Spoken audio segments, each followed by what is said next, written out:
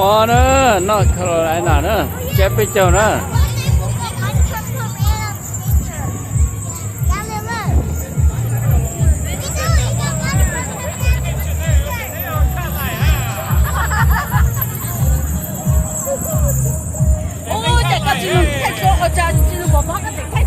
ท่านเนี่ยต่อ YouTube เลยเนี่ยใช้เนี่ยต่อ YouTube เลย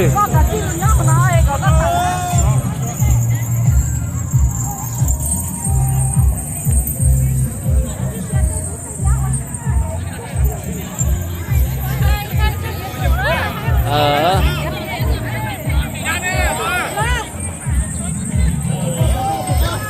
่าจะใกล้ยังนะ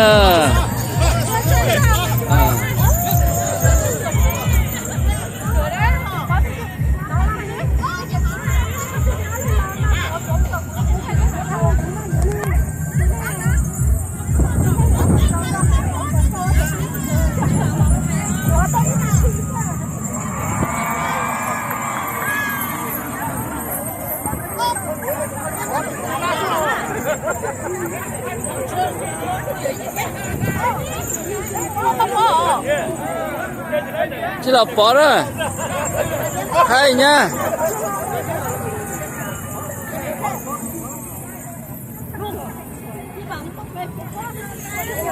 cụ thân này cho YouTube nữa này một trái họ chỉ bỏ này nhá họ nó tí cho rong rong sữa họ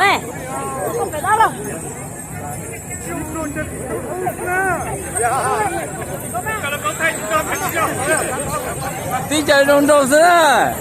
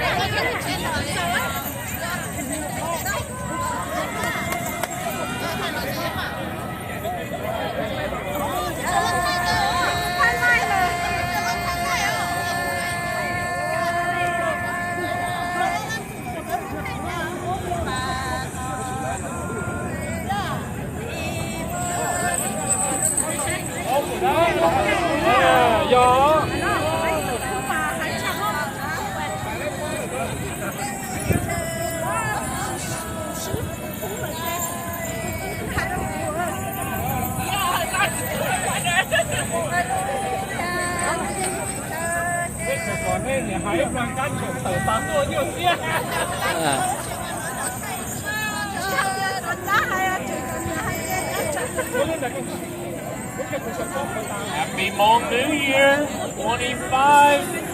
Hopefully everybody's having a great time. We have some warm coffee, hot chocolate. You are cold. You are good. We'd love to get to know you. We have some free souvenirs. Come by. We'd love to talk with you, get to know you. My name is Pastor